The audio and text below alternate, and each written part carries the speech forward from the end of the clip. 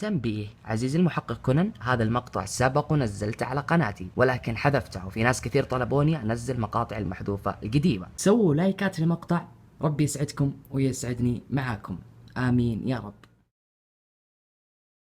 السلام عليكم شباب، كيف حالكم؟ ايش اخباركم؟ طيبين؟ معكم عبد الله اول امير، واليوم راجع لكم بحلقة جديدة.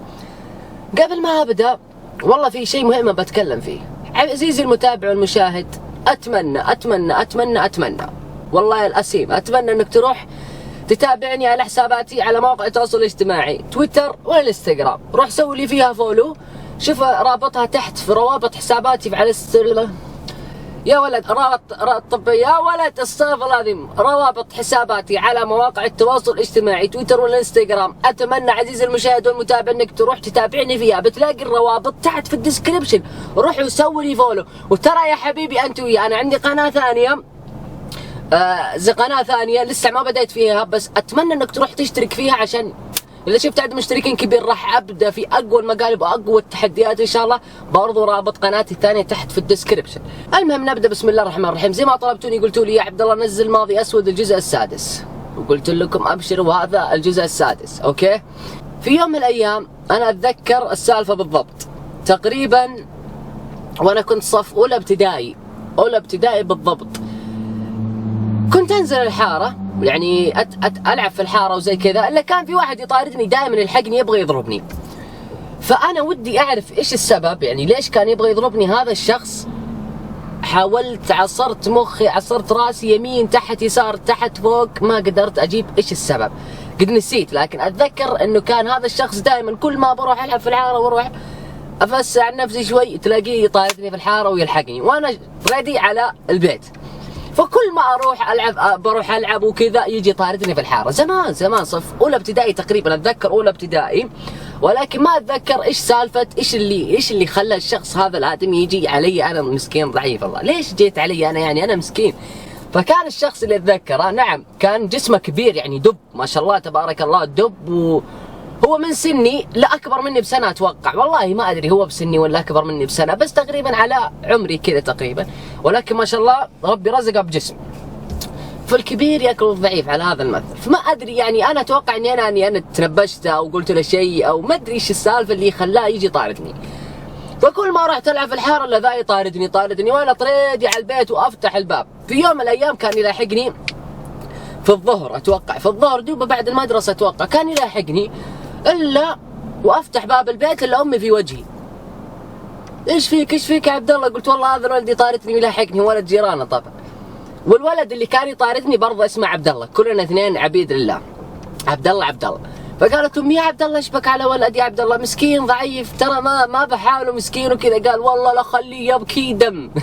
شوف التهديد بحد ذاته، والله لا خليه يبكي دم، هذا التهديد يعني من جد يخوف. والله لا خليه يبكي دم، يعني تبكي دم. ادري عزيزي المشاهد والمتابع انك انت تبغى تتخيل شكلي، تبغى تتخيل كيف شكلي كنت وانا خايف ومسكين كذا، صح؟ تبغى تشوف؟ اوكي، الصورة الان تحكم لك. المهم دخلت على البيت يا حبايبي، وقال عندي اختي توأم، فقالت لي ايش في قرنين معها كذا صغار. فاللي عزز لي اختي، قالت لي يلا طلع انا بطلع معك. فطلعت معي اختي، ففي زوق زي كذا تقريبا، زوق والله ما ادري كيف اشرح لكم، المهم زوق زي كذا. فهو كان على نهايه الزوق وانا دوبي طالع من البيت داخل على الزوق كذا، وطالع فيه اقول له يا ولد، هو كان مقفي ويطالع فيه كذا زي اللي تقول ايش خلاص يبغى يجي يضربني. اقسم بالله العلي العظيم يا عيال اني طالع فيه زي كذا وجاء جري. الحين ما ادري ايش اسوي، قاعد اطالع فيه. الاخت تقول افقش خذ غار، خذ حاجه غار. طيب بعد بشرح لكم ما معنى كلمه غار. غار باللهجه الجنوبيه تعني حجره، فهمت؟ فقالت لي اختي خذ غار، فاخذت غار. المهم هو جاري كذا، اللي قال تفقش. اقسم بالله العلي العظيم يا عيال اني ما توقعت ان الرميه كذا بتجي عليه، توقعت انه بيندس كذا وما بتجي فيه. اقسم بالله هو دب جاري كذا، تخيل انت دب جاري كذا وانت ضعيف مسكين طالع، ايش تسوي؟ عزيز اختي قالت خذ غار، فاخذت الغار وهو جاري. اقسم بالله العلي العظيم يا عيال انها وقعت هنا طراع وانفقش. انا لما قاعد ارمي الغار اختي تقول افقش انفقش. ابشركم صبت هنا في راسه، هنا في النص، هنا تشوف هنا المهم صقعت في راسه وانفقش الولدين. فين عياطك؟ فين والله خليه يبكي دم. فانفقش راسه وقعد يبكي وراح عند امه. قلت ايوه. المهم ادخل البيت عند امي، قالت امي ايش في شايفتني فحمان، فهمت فحمان انا وخايف. قالت ايش؟ قلت والله فقشت الولد. قالت من؟ قالت عبد الله. قالت لسه عليه. لسه عليه تعني باللهجه الجنوبيه يعني كفو. أقديت كمان. كيف اشرح لكم؟ يعني بطل ما فعلت يا ولدي. فالمهم راح عند امه ويبكي وكذا ومدري ايش، الا فجأة ابو الولد هذا ما كان فيه، الظاهر كان مستري، ما ادري بالضبط، انه ما كان فيه موجود في البيت. ما مداني اقول لامي اني انا ضربت الولد. الحين ابوي دوب جاء عند البيت، وقف السيارة ودخل. المهم الا شيء يطقطق الباب، طق. مين على الباب؟ انا الذيب. امزح والله عظيم، خلاص امزح. فكان يطق الباب طق. ما جات يعني كل ما اتذكر طق اتذكر مين على الباب؟ انا الذيب. خلاص والله من جد والله. فكانوا لما دخل ابويا الا بعدها فتره كذا جاء الباب يطق طق. المهم فجات فتحت امي الباب، لقيت ام الولد ايش في؟ امي تسوي برضو نفسها ايش ما تدري. الولد مفقوش، الولد مع امه، فهمتوا؟